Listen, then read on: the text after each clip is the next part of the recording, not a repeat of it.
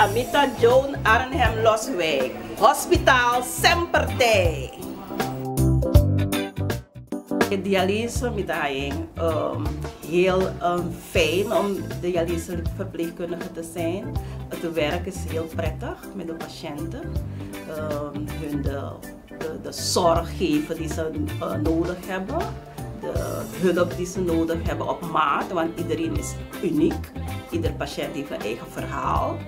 Dus daarop letten we ook. En het is ook tweedelig, de dialyse, een technisch gedeelte. We werken met de machine. Maar dat stukje van de patiënt, dat is belangrijker, want ze staat centraal. Wel, op de afdeling is de samenwerking goed. Er is een heel goede positieve teamdynamiek, want we hebben een multifunctionele team. Dokter, de nefroloog, de dialyseverpleegkundige, noem maar op, diëtisten, maatschappelijk werkassistenten. En we werken zo samen, communiceren, interacteren, omdat we allemaal hetzelfde doel hebben. Ons grootste einddoel is de patiënt. De maatzorg bieden aan de patiënt.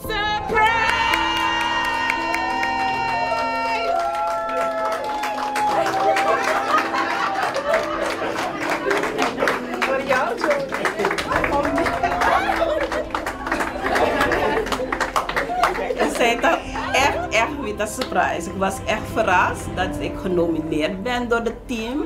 Ik ben ze ook heel dankbaar hoor. Erkenning naar Dunami. Ik vond het heel geweldig. We hebben dit allemaal voor jou georganiseerd.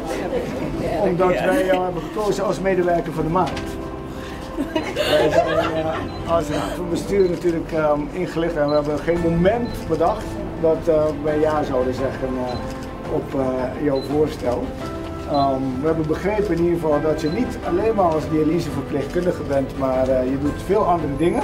Onder andere BLS zag ik hier, commissielid van Access. Je doet aferese team. En je werkt hier al 22 jaar voor de organisatie. En is het de eerste keer dat je medewerker van de maand is al jaar?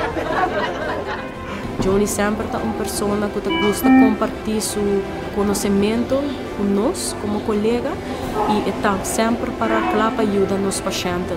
Os pacientes não sempre estão no primeiro lugar. Está hobby dedicado na ondersteuning nos toeren na het departamento de dialyse. Joany sempre tem. Echt van grond van mijn hart, echt hartelijk dank aan de hele team dat ze me hebben gekozen.